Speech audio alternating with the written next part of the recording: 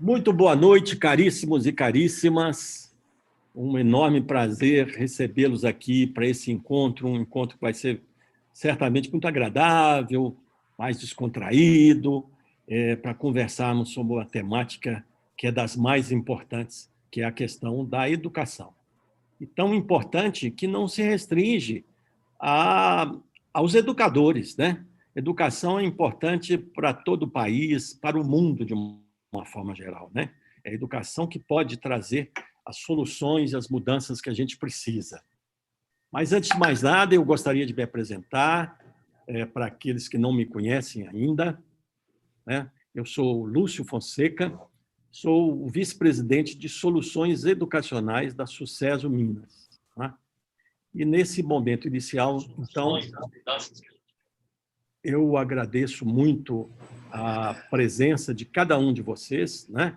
Isso nos anima a dar continuidade nesse projeto chamado Sucesso Saber, que acontece todos os meses, né? A gente faz pelo menos um encontro mensal com os temas os mais variados, para que nós possamos, com isso, contribuir para as pessoas, né, pensarem em coisas, às vezes, diferentes daquelas com que trabalha no dia a dia ou pelas quais se interessa no dia a dia. A gente não pode deixar de agradecer também aos nossos patrocinadores, né? Nós temos, a Sucesso tem os seus patrocinadores oficiais, a NetService, a Esquadra Digital e a Tripla, e tem também o apoio institucional do Google e da QI Network, bem como da Midiaria, midiaria.com.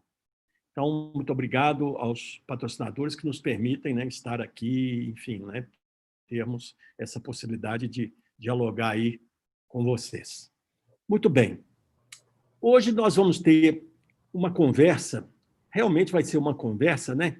Eu e o professor Luciano Sattler somos companheiros na vice-presidência de Soluções Educacionais da Sucesso, né?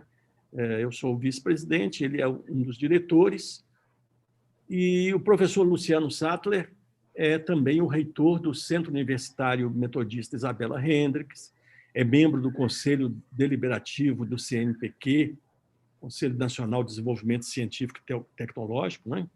E diretor da vice-presidência de Soluções Educacionais, além de mais um tanto de outras coisas, tá certo, né? Que nós seria só uma palestra falar sobre o currículo do professor Luciano. Mas, antes de tudo, é um grande amigo e um profissional pelo qual eu tenho um respeito extraordinário. Eu, de minha parte, venho aí do ambiente educacional, mas também transitando no mundo empresarial, né? Eu sou consultor empresarial educacional, especialista em tecnologias, em novas tecnologias em educação e treinamento, e sou diretor executivo da FF Digital Tecnologia, Treinamento e Desenvolvimento, que é uma empresa voltada para educação corporativa, educação de executivos, mais voltada até para o mercado de Angola. Muito bem. Então, estamos aqui para conversar sobre essa temática, não é, professor Luciano? Educação para um mundo em mudança, um diálogo sobre a aceleração do futuro. Eu passo, então, a palavra para você, para a gente começar esse bate-bola aí. Tá certo? Tá certo. Boa noite, professor Lúcio. Boa noite a quem está com a gente aqui ao vivo. Bom dia para quem vai assistir em outro horário, boa tarde, boa madrugada. Esse esforço de manter o sucesso saber faz parte dessa grande corrente do bem que se formou aí para que as pessoas tenham condições de se atualizar, trocar experiências. E para mim é uma honra estar aqui com o professor Lúcio, que tem uma vasta experiência, conhecimento, e especialmente o professor Lúcio tem algo que é fundamental, que é justamente uma visão crítica de tudo o que acontece. Crítica no sentido de que os discursos triunfalistas nem sempre casam muito bem com a realidade, e nós precisamos, enquanto educadores, olhar o mundo sempre com um olhar crítico para poder aproveitar a melhor parte e deixar de lado aquilo que talvez não seja tão bom. E quando a gente discutiu, para começar essa conversa, esse bate-papo sobre a mudança, né? As mudanças que estão acontecendo e seu impacto na educação, a primeira questão que nós pensamos foi a importância de trazer esse tema para uma discussão estratégica no sistema educacional. E eu queria perguntar ao professor Lúcio, na sua visão, pensar a mudança, pensar a transformação, qual é o nível de importância isso hoje, tanto para as organizações quanto para o setor público, que é responsável pela educação pública brasileira? Como é que é isso na sua visão?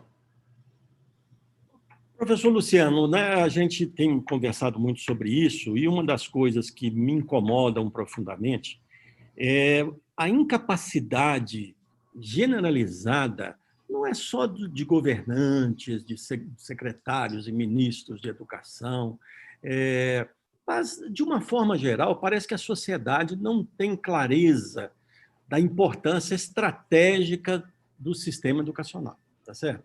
Ela, na verdade, tanto a sociedade como um todo, como os governantes, etc., muitas vezes entendem a educação como um custo, né? Como um fardo a ser carregado. Né? Ai, meu Deus, temos que educar esses meninos e tal, etc. E, na verdade, não é assim. Né? O sistema educacional tem uma função fundamental na sociedade. Né? E essa função é o quê? Fornecer à sociedade cidadãos educados. Cidadãos educados. Essas duas palavras são muito importantes. Em condição de garantirem, primeiro, a sua própria sobrevivência e melhoria contínua, né, através do seu trabalho, da sua contribuição, digamos, né, profissional, e também de garantirem a sobrevivência e melhoria contínua da sociedade. Por quê? Se nós não tivermos o desenvolvimento das pessoas, se nós não tivermos, né, o polimento das pessoas, nós voltaremos em algum momento para a barbárie. Não é? Então, existe esta função que é fundamental do sistema educacional, entregar à sociedade esses cidadãos educados. Ora, mas esse conceito, né, de cidadão educado, ele está mudando extraordinariamente. Antes, um cidadão educado, ou uma pessoa educada, era uma pessoa cordial, cordata, né? E hoje não, é uma pessoa qualificada, quer dizer, um cidadão, aquele que tem participação e voz ativa na comunidade, na sociedade, e tem que ser uma pessoa qualificada, não é? Tanto para o trabalho quanto para esse diálogo no dia a dia. Não é? Muito bem. Ocorre que tudo está mudando, o mundo está mudando extraordinariamente. Né? São tantas as mudanças que a gente costuma dizer que nós estamos em meio a um verdadeiro tsunami científico digital. Né? Nós estamos falando hoje de robótica, de inteligência artificial, de internet das coisas, de impressão 3D, de realidade virtual, de big data, de transformação digital, de computação quântica, etc., indústria 4.0. E esse conjunto de coisas novas, absolutamente novas, né, que vem acontecendo, vem num turbilhão verdadeiro. Né? Então, um verdadeiro tsunami, né? E configurando aquilo que nós chamamos hoje de quarta revolução industrial. Não é? Ora, o sistema educacional foi preparado para a primeira revolução industrial e passou pela segunda e a terceira sem mudar absolutamente nada. E fomos levando. Não é? Mas hoje, dentro da quarta revolução industrial, já não dá mais, porque há muitas ameaças e também muitas oportunidades que precisam ser aproveitadas. Dessas ameaças, uma delas é a automação. Não é? Até algum tempo atrás, mão de obra não qualificada podia até gerar algum diferencial competitivo, né? O produto ficar mais barato, etc. Mas hoje não é possível mais. Né? Então, por quê? Porque estas funções de baixo nível tecnológico, baixo nível intelectual, digamos assim, elas estão sendo substituídas pelas máquinas. Né? As máquinas estão fazendo esse tipo de trabalho. Então, no relatório aí da McKinsey, por exemplo, né, fala muito claramente, em 6 de cada 10 ocupações atuais, mais de 30% das atividades são tecnicamente automatizáveis. E se são automatizáveis, vão ser automatizadas em algum momento. E num estudo que eles fizeram, se a adoção dessa automação for uma adoção moderada, até 2030, daqui a 10 anos, portanto, haverá aí, se for um ritmo moderado, né, 15% da força de trabalho não terá ocupação. São 400 milhões de pessoas. E se for acelerada essa adoção, serão 800 milhões de pessoas que não terão onde trabalhar. Não é?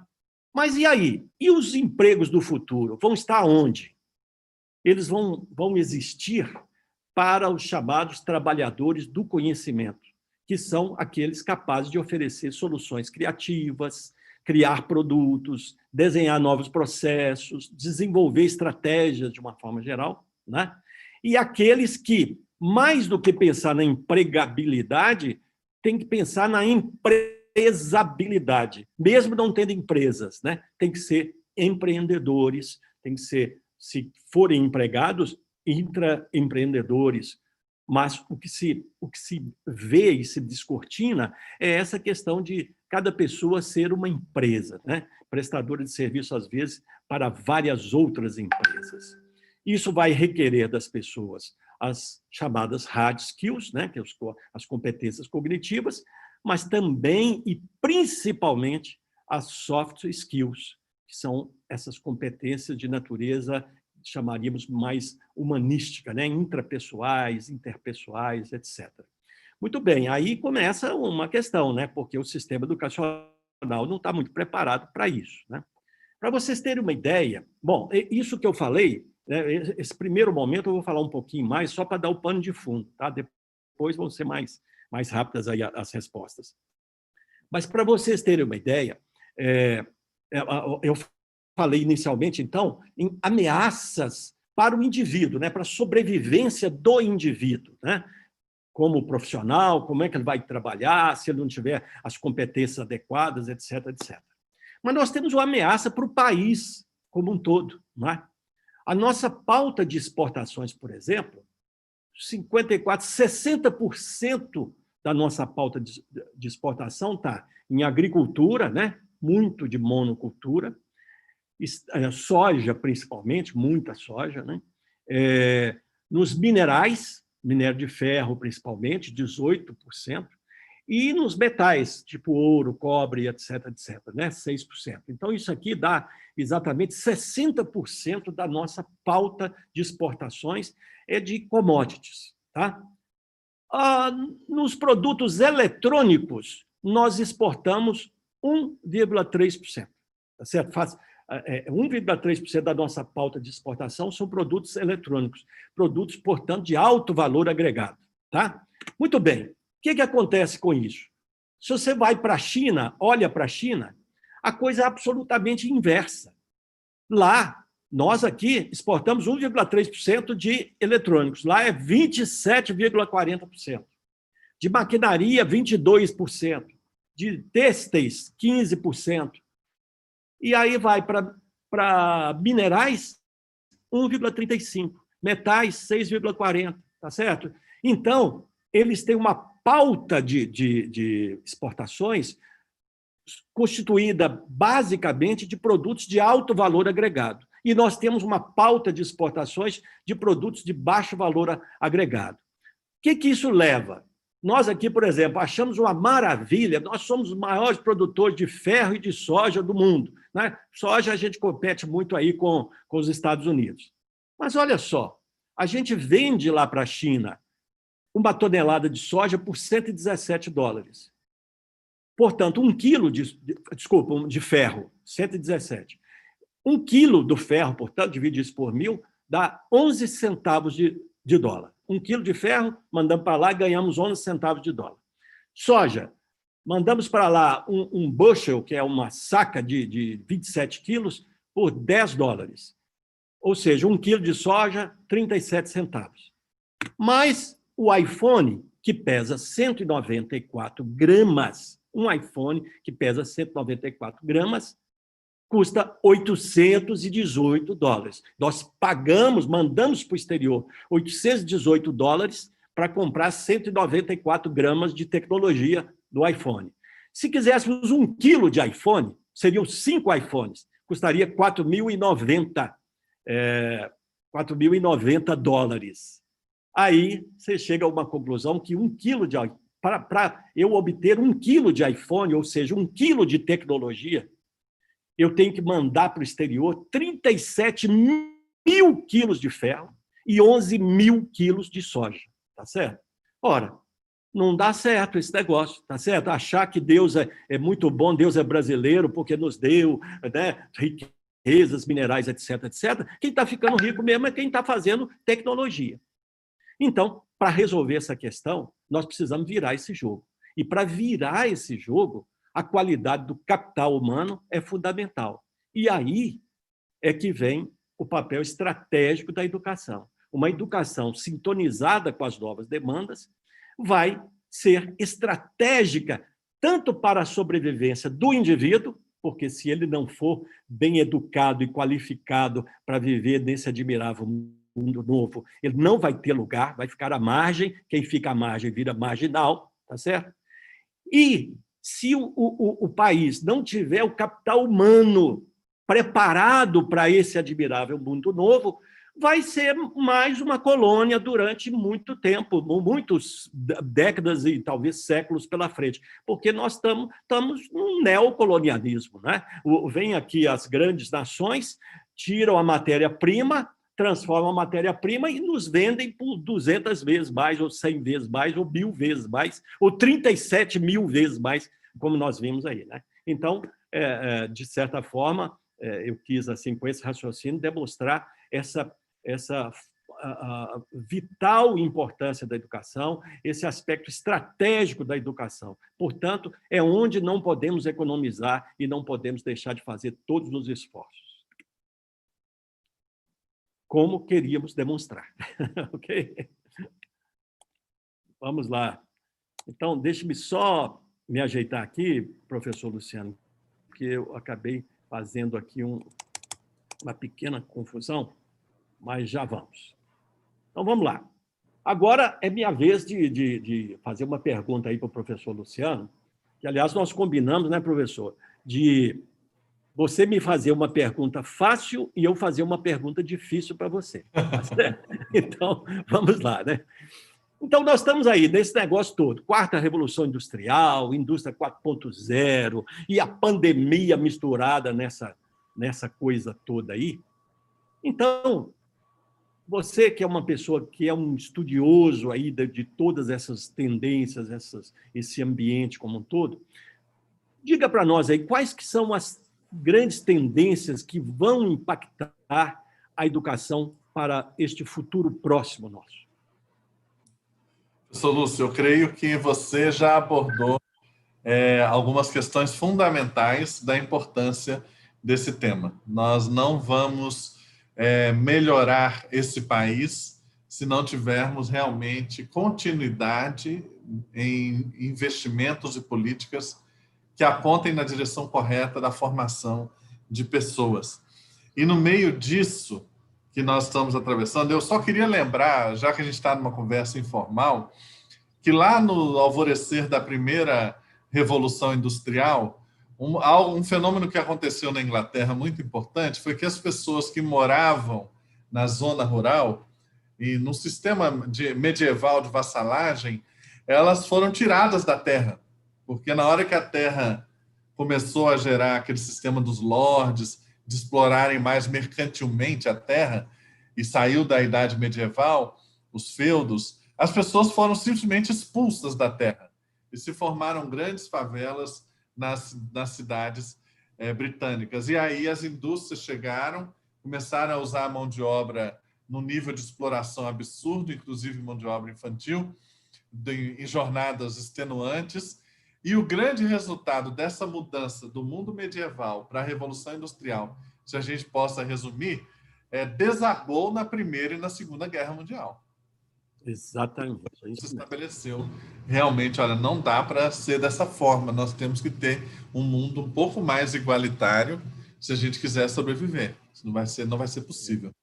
E o que nós estamos vivendo agora, nessa mudança da sociedade industrial para a sociedade da informação, corre-se o risco de também nos levar a alguns cataclismas seríssimos aí, seja impulsionados pela migração forçada pelas condições climáticas, a crise da água, né? O problema da Amazônia é muito sério.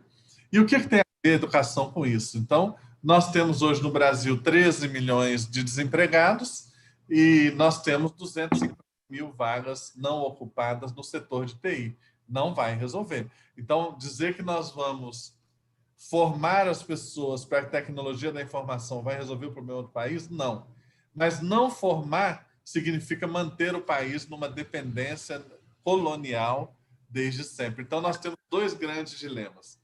Formar pessoas para esse novo mundo da quarta revolução industrial, e aí tem que ser desde criancinha, focada em STEM, ciência, tecnologia, engenharia e matemática, que é uma fraqueza nossa. Tem que ser escolas mais conectadas com a sociedade, tem que ser instituições de ensino superior com currículos mais modernos, mais abertos, mais dialógicos com a comunidade. E do outro lado, mas que caminha paralelo, estão aí milhões e milhões de pessoas que nós estamos formando ao final do ensino médio, as que conseguem se formar e não evadem, que não tem nenhuma perspectiva, porque se formam como analfabetos funcionais. Ou seja, passou pelos 12, 13 anos exigidos pela legislação e não aprenderam a minimamente ler, compreender o texto e ter o raciocínio matemático. Isso nos leva aos resultados de PISA que nós temos. Então, nós temos desafios aí grandiosos, estamos atrasados, como sempre, o Brasil está atrasado. E aí a grande tendência, professor, se o negócio pode ficar mais complicado, é que nós estamos nessa revolução das telas. Uhum. Essa revolução significa o seguinte, se você conversar com uma criança, um adolescente hoje, de menos de 15 anos de idade, e falar com ele assim, leia um livro, eles vão ter muita dificuldade. O livro deixou de ter espaço na vida deles.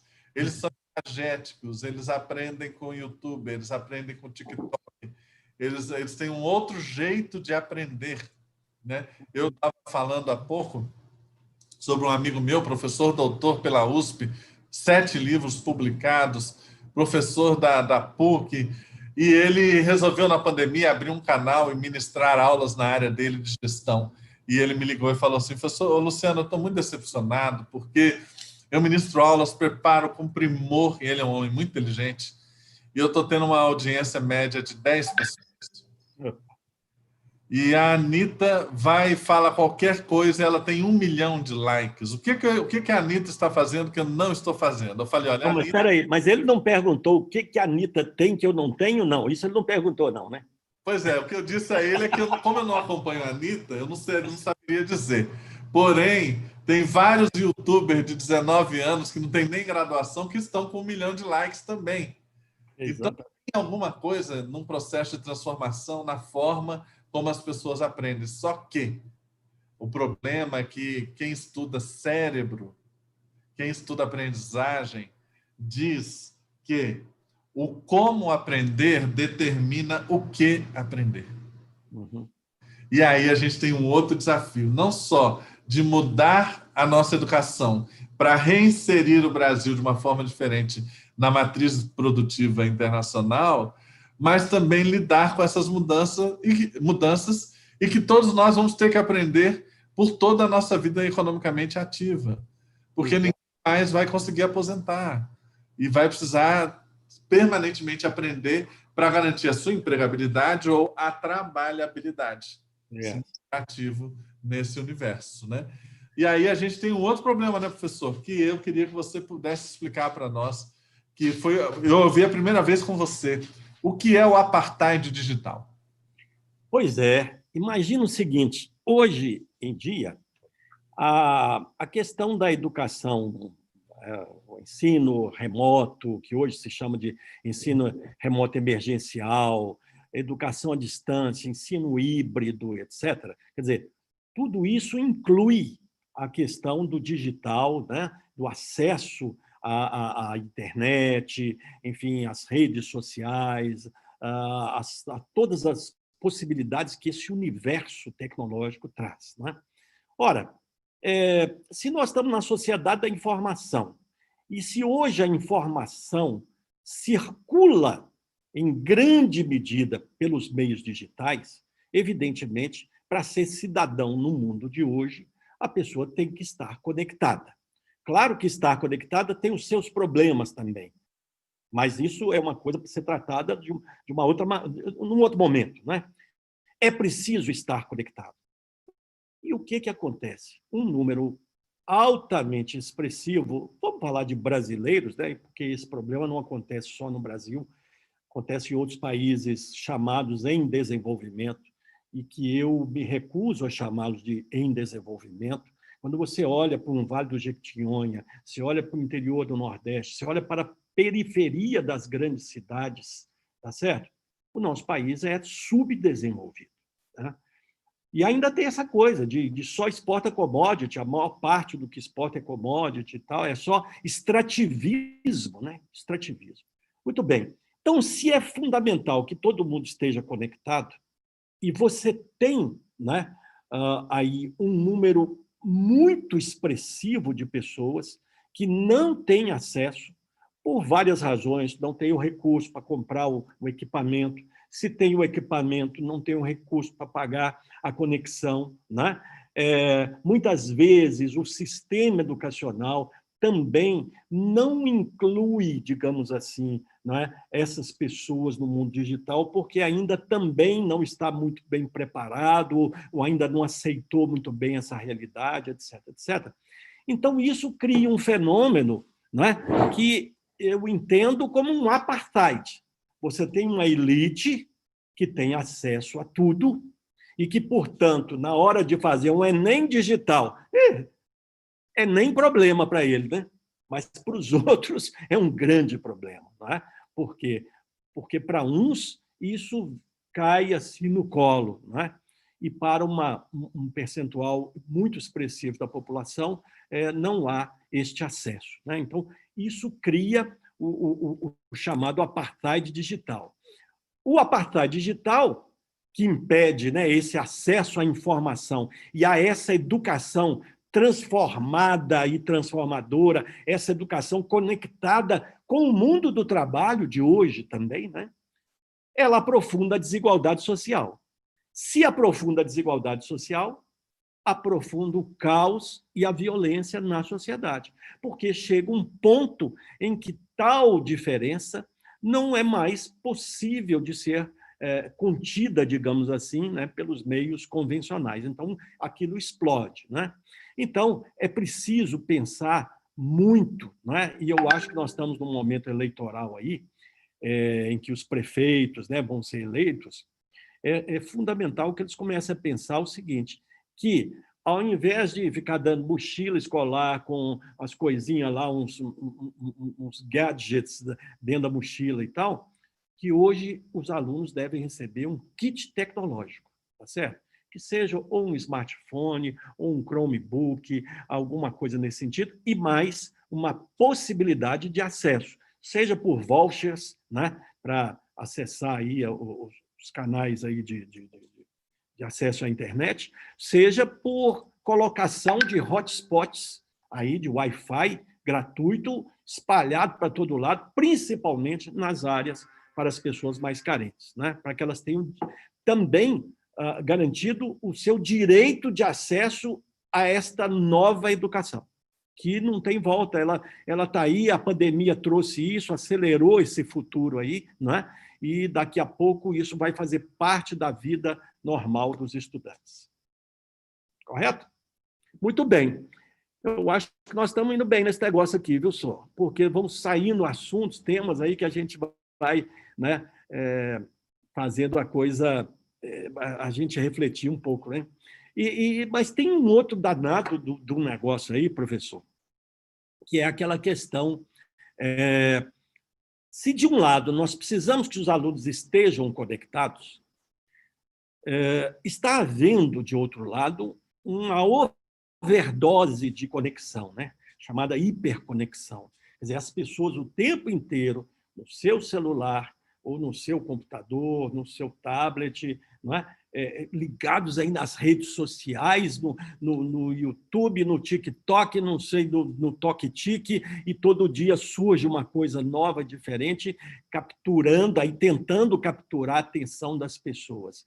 Como é que você vê esses riscos aí, não é? De excesso de exposição de tela? Né? Eu acho que é um contraponto. Precisamos, sim, ir para o digital, mas temos que controlar um pouco isso. E como é que você vê essa questão? Eu creio que é obrigatório todo mundo assistir, né, esse documentário que está na Netflix sobre o dilema das redes. Né? As pesquisas estão apontando que o uso das redes sociais, como nós estamos fazendo, causa um tipo de dependência que é semelhante ao vício do jogo, ao vício da pornografia, ao vício da cocaína. Usa a mesma área do cérebro. E essas redes sociais, elas estão pensadas, o algoritmo está pensado para manter a gente o máximo conectado. É a chamada economia da atenção. Ganha dinheiro quem tem mais atenção. Só que para a educação isso traz um impacto muito grave, porque a ideia de que nós somos multitarefas é uma grande mentira. O ser humano não é multitarefa, especialmente quando envolve uma tarefa de aprendizagem. Você ser multitarefa, estou cozinhando, estou arrumando, estou lavando, estou fazendo, isso a gente consegue. Agora, para você aprender alguma coisa, pede um nível de concentração, até alinhamento do mundo, para que a memória profunda se configure e mude o seu comportamento. Isso dentro da teoria da aprendizagem. Isso exige concentração. E as telas agora, elas estão justamente nos fazendo, vou usar a palavra antiga aqui, tergiversar. Né? Tergiversar. Você presta atenção em tudo, mas não presta atenção em nada. Você acha que sabe tudo, mas não se aprofunda em nada. As pessoas leem o título das matérias, mas não se aprofundam naquilo. E a outra característica que você vê agora nas pessoas é o tal do enfim. Não sei se você já reparou. Quando você começa a conversar com alguém, ela não tem condições de se aprofundar sobre o assunto, ou não quer se aprofundar sobre o assunto, porque isso demanda tempo, demanda esforço mental, e aí ela responde, enfim, como se todo, já tivesse tudo. Como se as premissas estivessem todas colocadas antes. Enfim, é uma grande preguiça mental.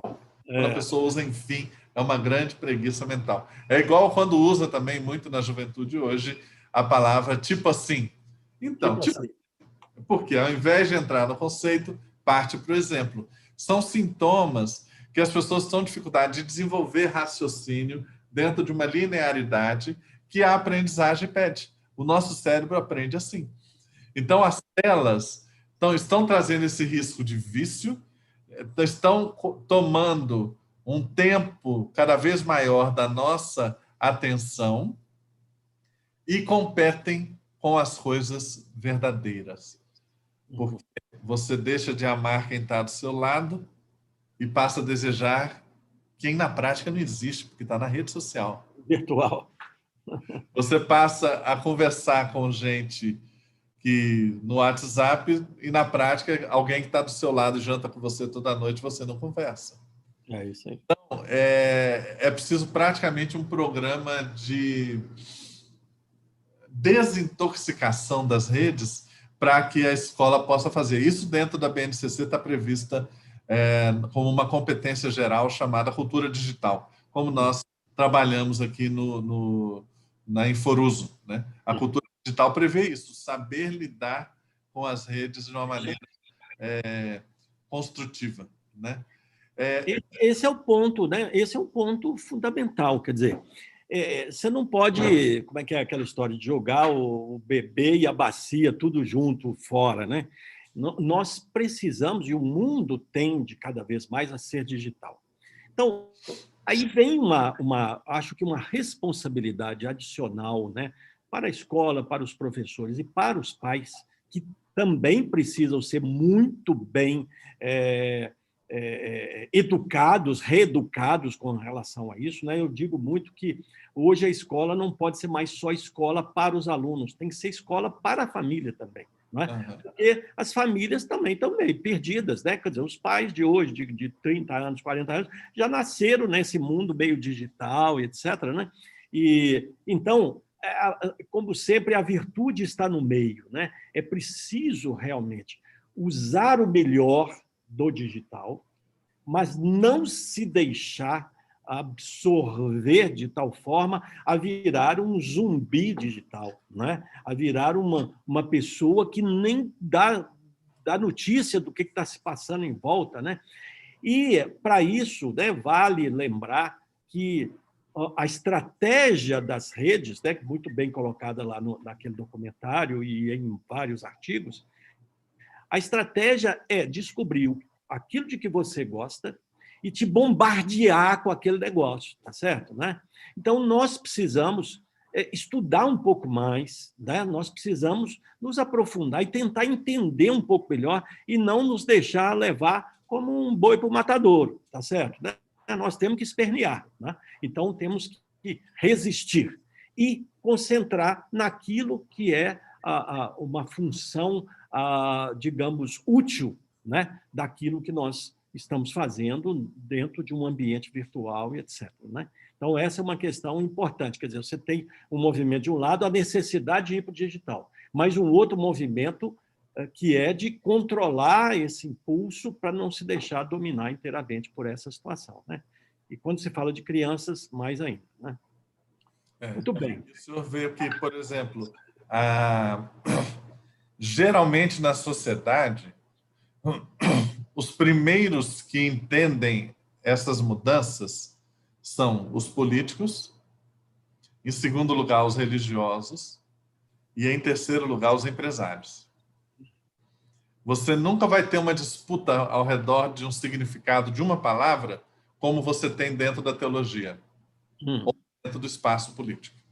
Por isso que hoje você vê no meio político eles muito mais preocupados em criar factóides que possam ser facilmente transmitidos por WhatsApp, porque no Brasil hoje a maioria da população se informa pelo WhatsApp. Exatamente. Pouquíssima gente lê jornal, pouquíssima gente lê revista. Dos que leem, pouquíssimos conseguem entender, porque a maioria fica concentrada no esporte, acompanhando se o time avançou ou não. Né? Então, e os políticos estão usando isso com maestria. Exatamente.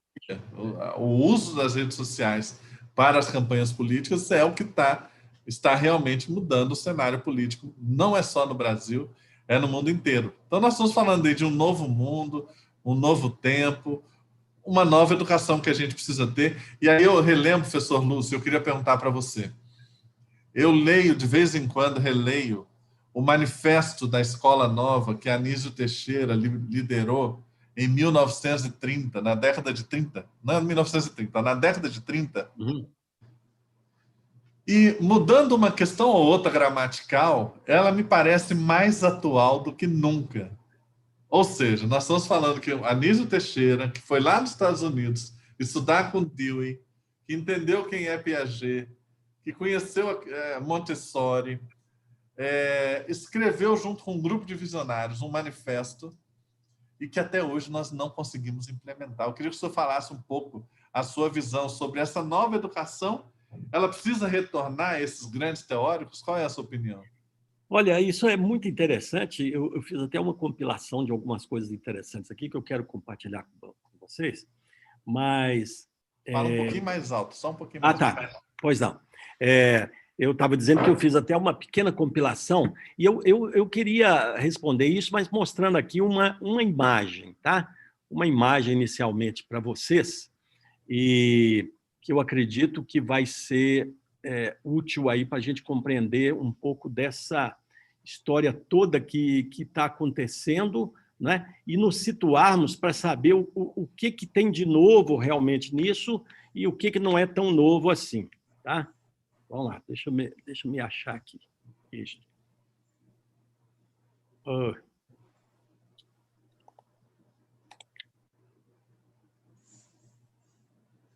Eu achei essa imagem muito simbólica, tá certo? Né? Você escrevendo o futuro com uma máquina do passado, né? Poxa, máquina de escrever, qual é? Isso aí, não... que negócio é esse, né? No mundo dos computadores, dos tablets, dos smartphones, né? O que tem a ver uma máquina, né, de escrever? Uma máquina de datilografia. Né? Observem aí o teclado dessa máquina. Tá? E pensem nos teclados virtuais lá dos tablets, do próprio computador. Né? O teclado do computador, que é um teclado físico, o teclado virtual do tablet, do smartphone, é o mesmíssimo teclado, tá certo, né? Até a posição das teclas, né? É a mesma, o QWERTY, né? QWERT, né? Então, vamos lá. Será que tudo que está acontecendo aí agora é realmente novidade mesmo? Então, eu fiz essa pequena compilação aqui, ó. Essas coisas de aprendizagem significativa, metodologias ativas, né? Que hoje é o master, né? E que realmente tem que ser sala de aula invertida e etc, etc, né? Quer dizer, essa coisa da educação mão na massa, né? Educação maker. Será que tudo isso é novidade total mesmo? Então, vamos voltar nesses grandes teóricos da educação. Teóricos não, teóricos práticos. O Freinet, por exemplo, 1920, era um professor, tá certo? E ele que lançou conceitos como essas aulas passeio, tá certo? Né? Sair com os alunos, ficar em contato com a natureza, observar o conhecimento onde ele nasce. Porque as pessoas acham que o conhecimento nasce dentro das quatro paredes da escola. Não! Ele é trazido para a escola para ser processado, muitas vezes, né? Mas o conhecimento está na vida. Né? Então, ele já levava os alunos para isso, para estar em contato com o mundo social, cultural. Ele tinha um negócio do jornalzinho escolar. Ah, jornalzinho escolar, poxa, faz lá no extenso e tal. Não. Naquela época, você tinha impressoras com aqueles tipos. Então, o que ele fazia? Ele ensinava os alunos, ou ensinava não, punha os alunos para montarem os tipos, né? Aqueles tipos todos, aprender como é que fazia aquilo, montar aquilo, a página, etc., imprimir, ou seja, conhecer o processo como um todo, tá certo? Né? E finalmente saiu o jornal escolar. Hoje é muito mais fácil, pega num computador, já tem o molde pronto, né? Já tem lá o template do jornalzinho e tal, não sei o quê, é só colocar. Isso, se de um lado facilita, de outro impede o real desenvolvimento, né? Porque esse processo mais de fazer e fazer de cabo a rabo, isso realmente desenvolve, né, as competências das pessoas.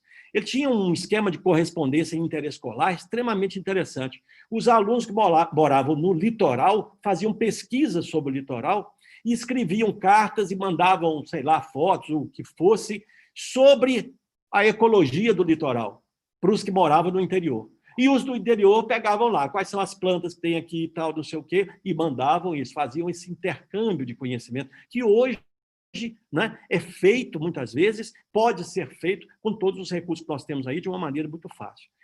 Incentivava esse trabalho cooperativo, o trabalho da comunidade, o trabalho como instrumento de educação, quer dizer, né, a tal mão na massa, o trabalhar realmente, né?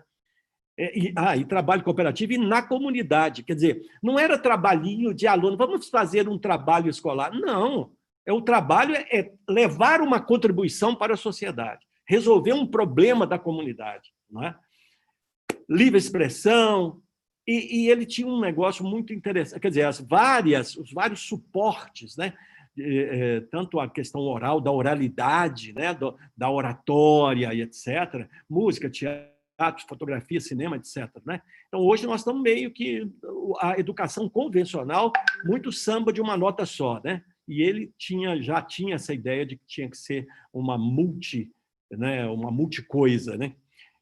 Mas isso não era com espontaneísmo, não é assim, vamos lá, você vai, olha, sai por aí, não, tudo planejado, tudo, né, vamos dizer, preparado para gerar resultados. Né?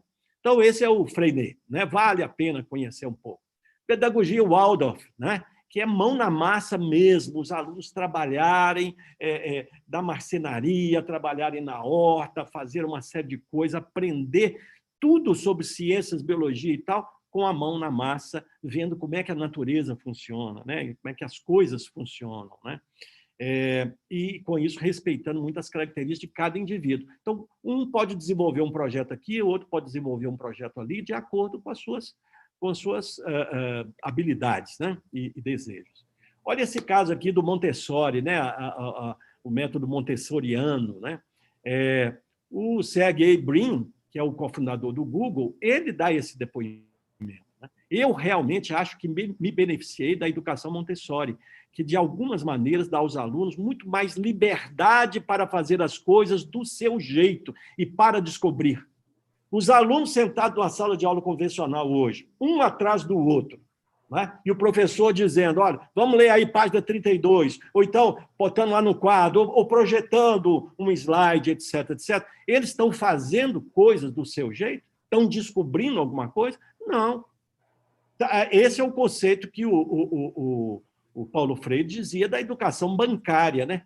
O professor ainda se acha, em muitos casos, claro que temos tido já boas mudanças, mas ainda se acha muito o depositante, né? Aquele que tem o capital aqui, tira daqui, deposita nas cabeças vazias dos alunos, e que está tudo resolvido, os alunos estão educados, né? E é nada disso. Quando você falou, por exemplo, de youtubers, né? Existe algum curso de youtuber? Não. O menino na escola tem escola de youtuber. Não existe escola de youtuber. Essa é uma ação de vontade da pessoa que vai atrás do conhecimento a respeito disso. Conversa com um, conversa com outro, manda o WhatsApp para lá, manda não sei o que, mensagem para cá, enfia lá no YouTube, acha um vídeo legal sobre isso. É uma autoaprendizagem, né? E esses nossos predecessores, né, teóricos e práticos da educação, já entendiam que esta é a melhor maneira de aprender, né? A pedagogia de projetos, numa pedagogia de projetos bem feita, né, que é coisa já de décadas atrás, os alunos, por exemplo, desenvolvem um projeto do seu interesse, mas eles têm que planejar, colher informações e aí concretizar, né, o seu plano, o seu objetivo, né? Isso remete muito ao método científico, à metodologia científica, né? Então, são coisas aí que hoje estão sendo apropriadas, né, pelas novas metodologias, as metodologias ativas, e isso é muito bom. Mas nós não podemos esquecer que isso veio desses grandes, do Piaget, do Vygotsky, né, que dizia que a gente não aprende sozinho, a gente aprende em interação com o outro, né? Então, essa aprendizagem cooperativa, né, estava lá prevista. O Rogers, né? O Rogers, eu sou apaixonado aí com o Rogers, porque eu lembro como se fosse hoje, li lá em 1973 ou 2 o livro Liberdade para Aprender, do Rogers, e não me esqueci de uma frase dele, que é assim: aprendizagem é o que acontece com um jovem, né? Um adolescente, um jovem, que absorve tudo sobre motores à explosão para turbinar o seu carango, tá certo? Ele ganhou um carango velho do pai, tá? E ele, para turbinar aquilo ali, ele corre atrás. Imagina naquela época que não existia internet, não existia nada. E hoje, se você fosse, como turbinar meu carango, bota lá no YouTube, você vai ver 500 vídeos de como fazer isso, né? Então, são essas questões que relacionam com a questão da aprendizagem significativa, uma aprendizagem que significa alguma coisa para os alunos, né? Então, e o Roger ainda falava muito da empatia. Esses grandes foram um suporte para esses que estão chegando hoje, como o caso do Salman Khan, né, com a sua Khan Academy e com o seu conceito de sala de aula invertida. Quer dizer, os alunos aprendem a teoria em casa, através de vídeos, seja no YouTube, vídeos lá da Khan Academy mesmo, né, vídeos muito simples, de 15 minutos, né, em torno de 15 minutos, aprendem a teoria ali. E na sala de aula, isso é uma coisa que eles adoram fazer, né? Ver vídeo e tal, adoram fazer. E a sala de aula passa a ser um ambiente de debate, de desafios, né? De tirar as dúvidas, né? De aprofundar aquele aprendizado, né? Mas tudo isso baseado lá, certamente, nos grandes. E, finalmente, uma coisa que eu gosto muito, que é esse conceito de educação 3.0, né? Que é do Jim Langel, lá da Universidade de Nova York, que ele tem esses princípios aqui que eu acho fantásticos. Uma escola hoje moderna é aquela em que os estudantes trabalham com problemas que valem a pena ser resolvidos, problemas da vida real, né? Que afetam a comunidade onde vive. Olha o Freinet aí, tá certo, né? Alunos produzem em conjunto. Olha o Vygotsky aí, olha a pedagogia de projetos aí, né?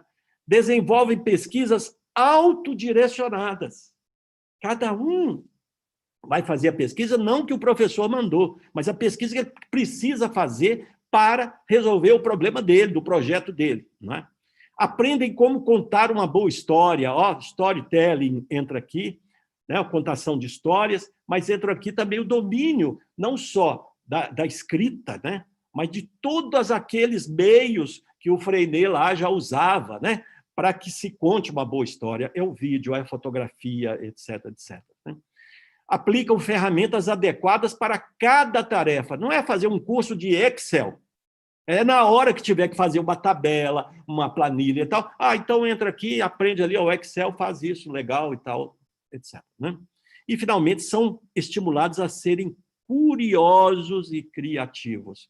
Que lá nós vimos os empregos que vão existir no futuro serão para os criativos, os curiosos, aqueles que detêm essa chama da humanidade, né?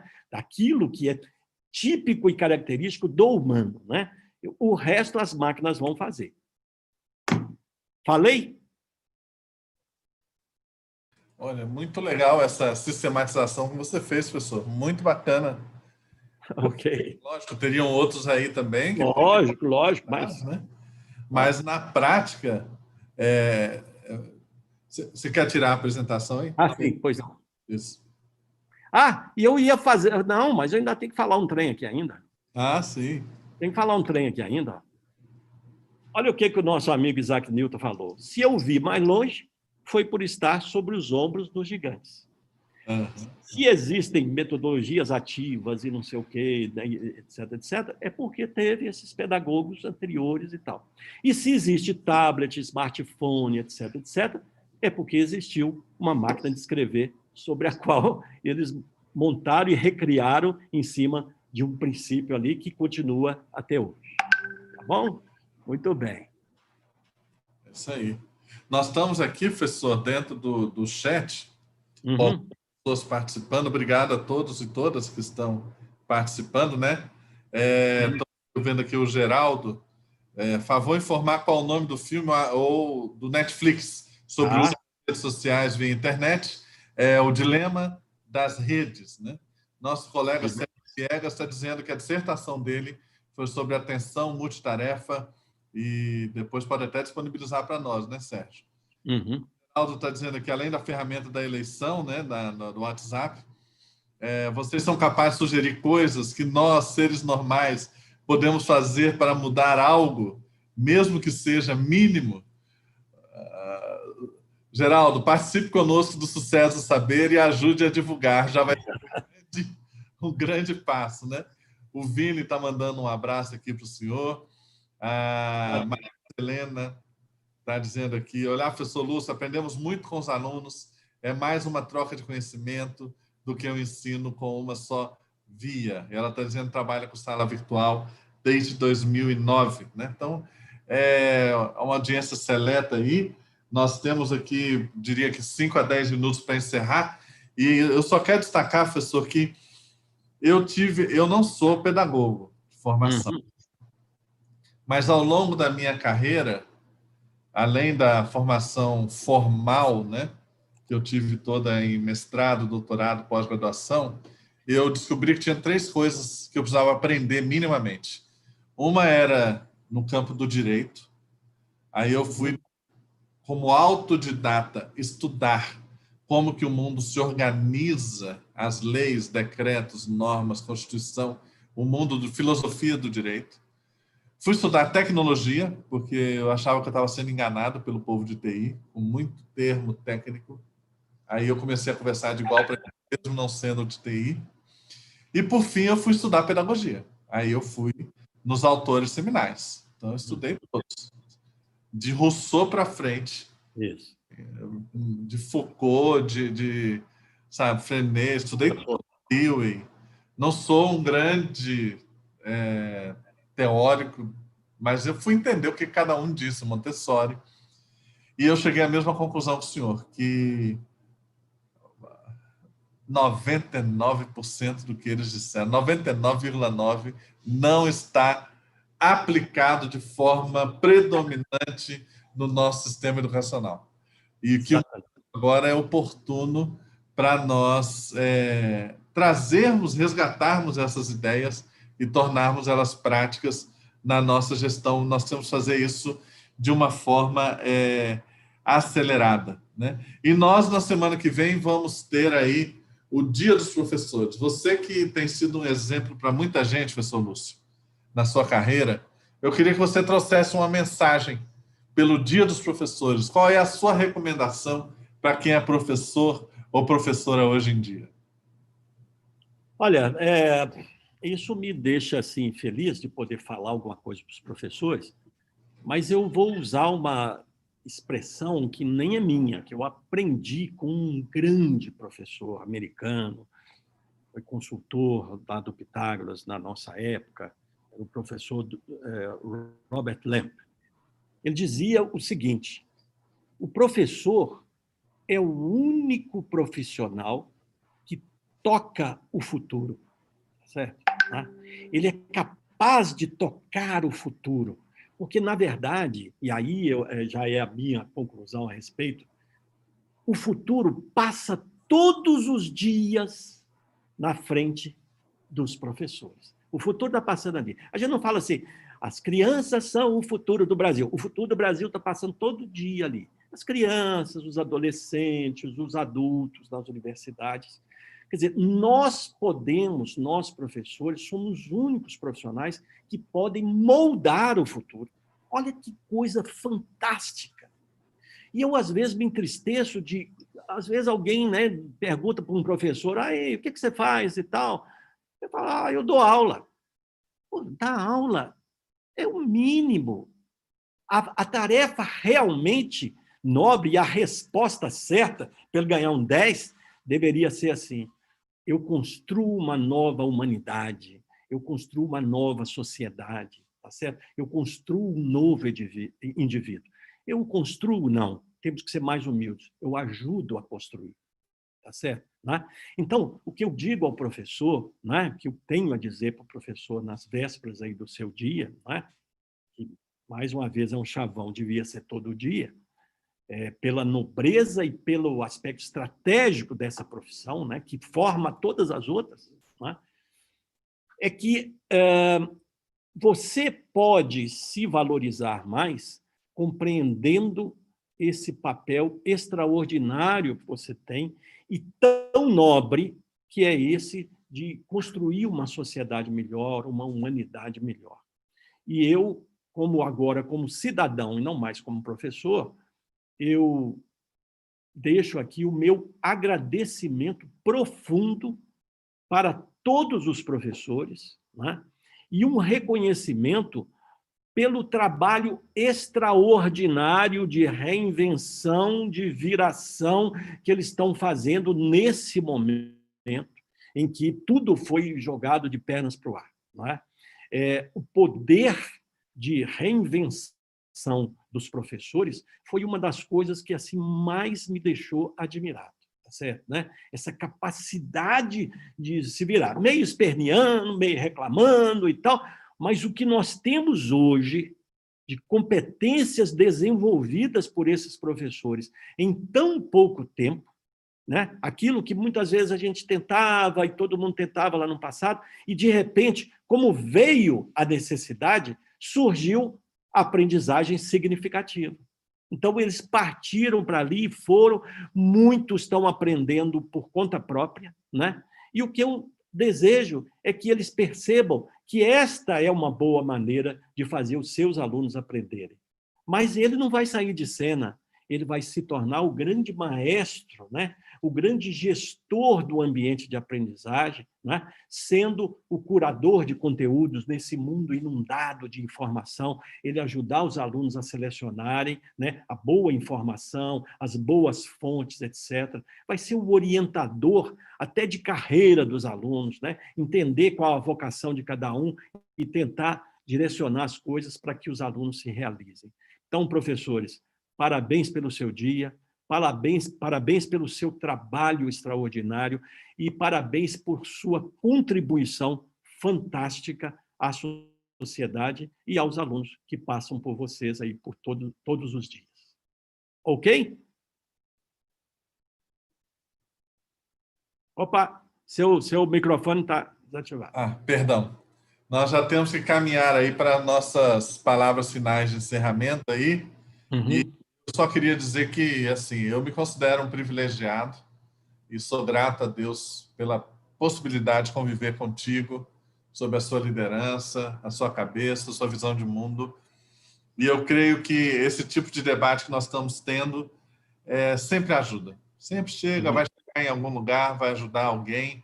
E é tecendo essas pequenas redes que nós formamos, com essas pequenas colaborações, que podem parecer pequenas, é que nós vamos ajudando a criar um caldo de transformação do nosso país. A educação tem esse poder, né, de transformar a partir desses pequenos gestos que nós fazemos aí. Então, sob a sua liderança no Sucesso Saber, quero dizer a quem está nos assistindo ao vivo, em outro momento, prestem atenção, porque nós vamos ter ainda esse mês uma retomada do que foi o grande debate do Convergência Educacional como parte da Inforuso esse ano. O professor Lúcio vai trazer um convidado especial. Vai ser que dia, professor Lúcio? Dia 15? Dia 15 de outubro.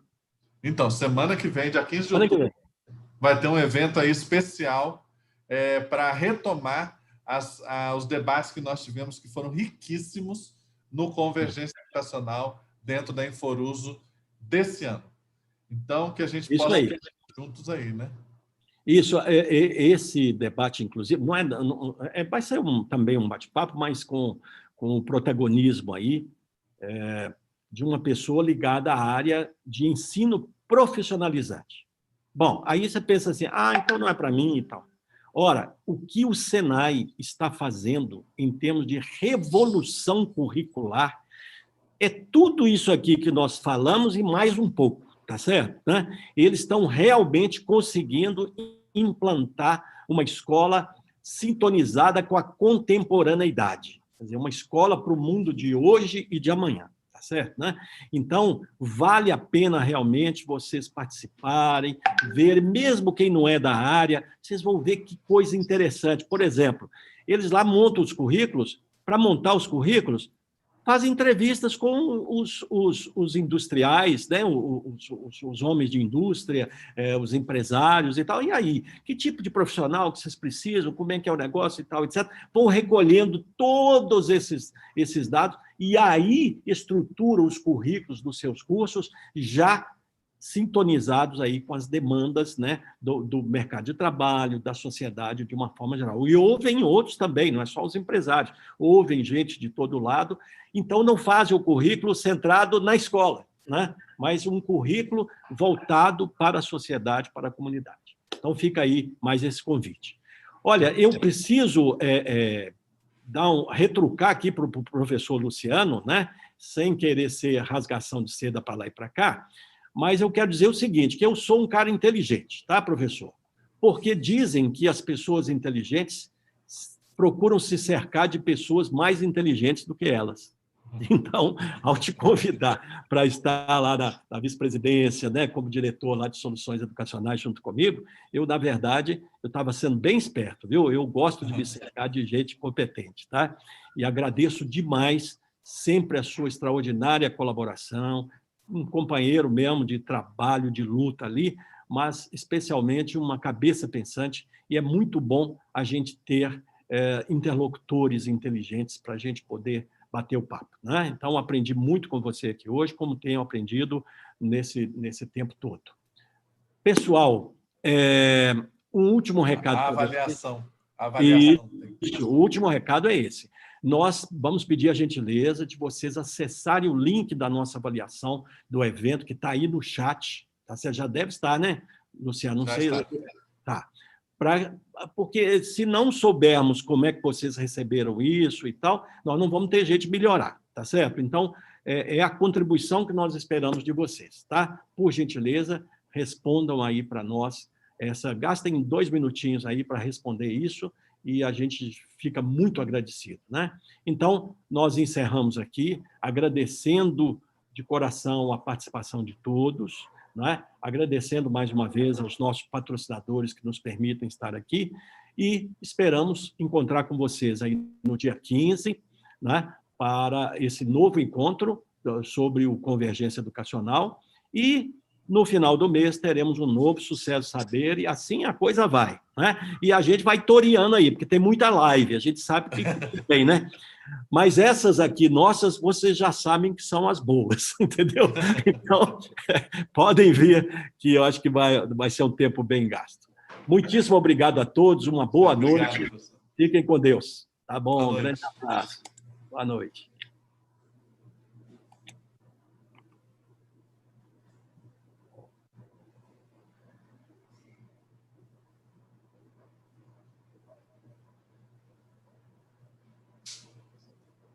Parou a transmissão?